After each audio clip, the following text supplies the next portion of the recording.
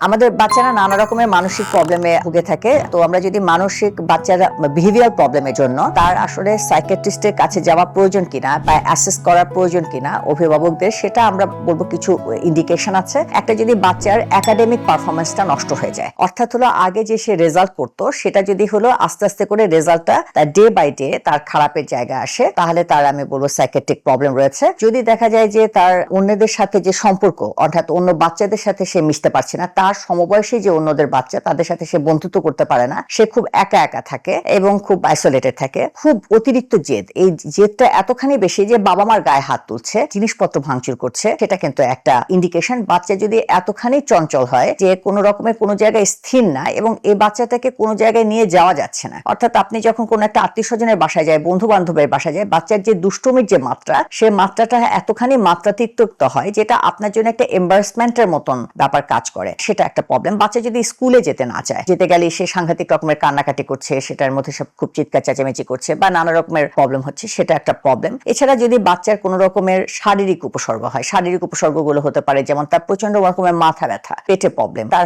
হঠাৎ করে খুব শ্বাসকষ্ট হওয়া, বুকে চাপ বোধ করা, অথবা কোনো কিছুতে অতিরিক্ত আসক্তি। যদি বাচ্চার এ ধরনের বিহেভিয়ার প্রবলেম থাকে তাহলে একটু হলে সাইকিয়াট্রিস্টের শরণাপন্ন হওয়া উচিত। অর্থাৎ তার ক্ষেত্রে যদি অন্যদের সাথে তার যে সম্পর্কের মাত্রা, অর্থাৎ তার বন্ধু বান্ধব তার ঠিকমতো তৈরি করতে পারছে না, বন্ধু বান্ধবদের সাথে মিশতে পারছে না, অন্যদের সাথে খুব ফাইটে জড়িয়ে পড়ছে, তার একাডেমিক পারফরমেন্সটা তার প্রবলেম হচ্ছে, অর্থাৎ তার ডে বাই ডে তার রেজাল্টটা খারাপ করছে, তার মানসিক সমস্যা থাকতে পারে বলে, বা এই প্রবলেমগুলো আমরা একটু হলে সাইকিয়াট্রিক অ্যাসেসমেন্টে আমরা যেতে পারি।